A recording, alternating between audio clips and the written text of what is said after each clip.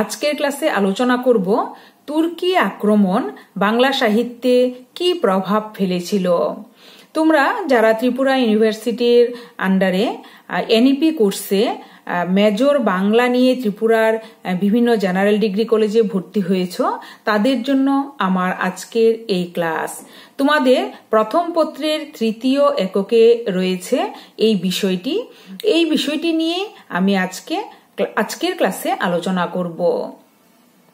সমস্ত সমাজেই পরিবর্তনের একটি মূল কারণ হল বহিরাগত শক্তি ও ধ্যান ধারণার অভিঘাত।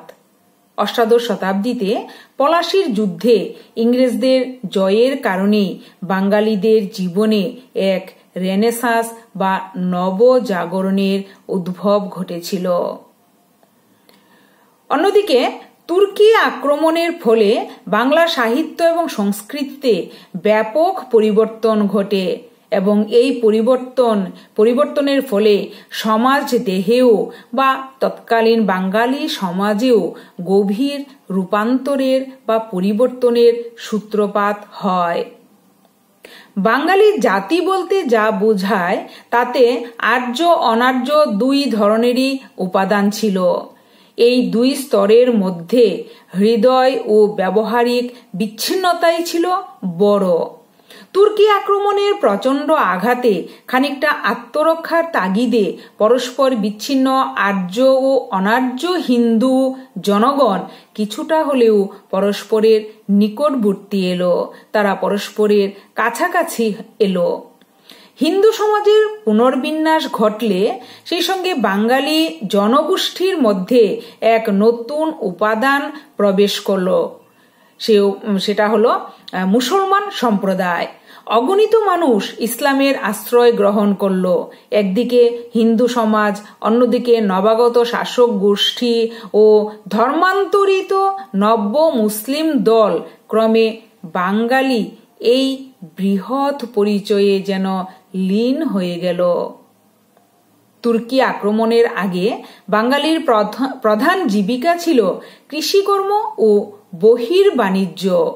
তুর্কি বিজয়ের পর থেকে বাঙালি গৃহকেন্দ্রিক হল। দেশের মধ্যবর্তী সপ্তগ্রাম, গৌড়, হুগলি, চট্টগ্রাম প্রভৃতি বড় বড় কোনো পণ্য চলাচলের কেন্দ্র ও নগর গড়ে উঠল। চৈতন্য প্রবর্তিত প্রেম ধর্ম ও সুফিবাদের মধ্যে সম্ভাব্য যোগ, মুসলিম কবিদের বৈষ্ণবপদ রচনা ইত্যাদি ছাড়াও দুই ধর্মের সংযোগ ঘটল সত্যপীর, কাজীপীর, উলাইচণ্ডী, বনদেবী ইত্যাদি নতুন দেবতার মধ্যে। এরা দুই ধর্মীয় সম্প্রদায়ের দ্বারাই পূজিত হতে থাকল।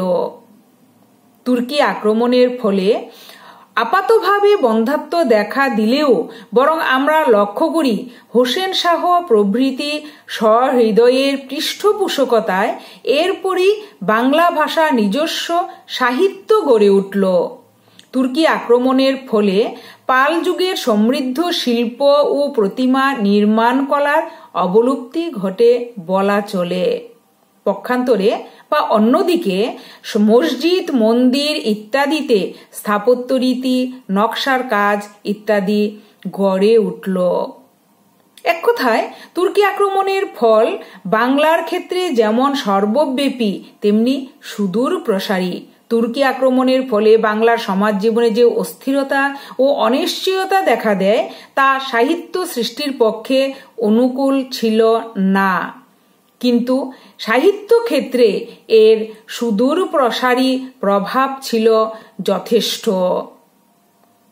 বর্গ সম্মিলনের সূত্র ধরে অনার্য দেবদেবীদের আর্যীকরণের যে প্রক্রিয়া শুরু হয় তার ফলেই সৃষ্টি হয় মঙ্গল কাব্যগুলির।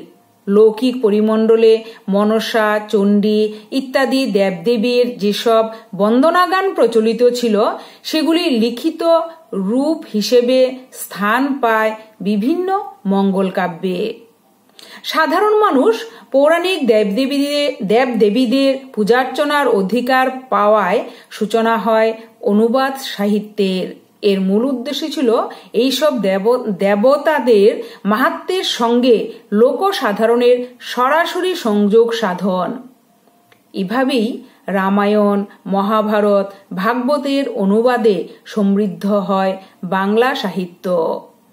তুর্কি আক্রমণের ফলে সমাজ মানসিকতার যে বদল ঘটে, তার ফলে সাহিত্যে প্রতিষ্ঠা পায় লৌকিকতা। বড়ুচণ্ডীদাসের কৃষ্ণ এই লৌকিকতারই ফসল। কৃত্তিবাসের বাঙ্গালিয়ানাতেও আরেকভাবে আসে এই লৌকিকতা। তুর্কি আক্রমণের ফলে হিন্দু রক্ষণশীলতার দুর্গে ফাটল ধরে, আর এই মিশ্র সংস্কৃতির পথ ধরেই ঘটে চৈতন্যের আগমন। আবার এই পথেই সুফি ধর্মের যে বিকাশ ঘটে, তা বাংলা সাহিত্যে বাউল ভাবধারার জন্ম দেয়। এভাবেই তুর্কি আক্রমণ আপাতভাবে নিষ্ফলা হলেও বাংলা সাহিত্যে তার সুদূর প্রসারী প্রভাব রাখতে সমর্থ হয়।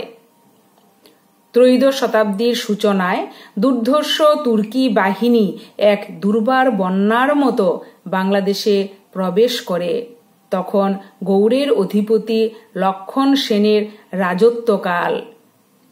কথিত আছে, লক্ষণ সেন তার রাজধানী নবদ্বীপ ত্যাগ করে গঙ্গা পথে পূর্ব দিকে যাত্রা করেন। এই সময় তুর্কিরা গৌড় লুণ্ঠনের জন্য ধাবিত হয়। বাংলার বুকের উপর যে ধ্বংস, লুণ্ঠন ও অত্যাচারের তাণ্ডব চলছিল সে সময়, তা অত্যন্ত ভয়াবহ। তখনকার দিনে মানুষের মনে দেবদেবীদের লীলা যেমন প্রভাব বিস্তার করেছিল, তেমনি সাহিত্যেও তার পূর্ণ প্রতিফলন লক্ষ্য করা যায়। তার উপর মুসলমানদের আক্রমণের ফলে এক বিপর্যয়কর রাষ্ট্র বিপ্লবের মধ্যে বাংলার কুটিরে কুটিরে, বাংলার ঘরে ঘরে আবার সেই দেবদেবীর পদধ্বনি শোনা যেতে লাগলো। তুর্কি আক্রমণ বাংলা সাহিত্য, সংস্কৃতি এবং সমাজের উন্নয়নে দীর্ঘমেয়াদী প্রভাব বিস্তার করে। তুর্কি আক্রমণের ফলে বাংলার সমাজে অনেক পরিবর্তন ঘটেছে, যা সাহিত্যে ও সংস্কৃতিতেও পরিবেশিত হয়েছে। তুর্কি শাসন সময়ে বাংলা সাহিত্যে মূলত দুটি পরিবর্তন ঘটেছিল, একটি হিন্দু এবং একটি ইসলামিক পরিবর্তন। তুর্কি আক্রমণের প্রথম ফল হল বাংলা সাহিত্যে হিন্দু পরিবর্তনের একটি সুপারিশ। তুর্কি শাসন সময়ে বাংলা সাহিত্যে সাধারণত নাটক ও কাব্য লেখা হতো। হিন্দু পরিবর্তনের পর বাংলা সাহিত্যে ধর্মীয় ভাবনা ছড়ায়। রামায়ণ ও মহাভারতের চরিত্রগুলি সাধারণত ইসলামিকমূলক চরিত্রে পরিবর্তিত হয়েছিল এবং বাংলা সাহিত্যে ইসলামিক ভাবনার প্রভাব লাগানো হয়।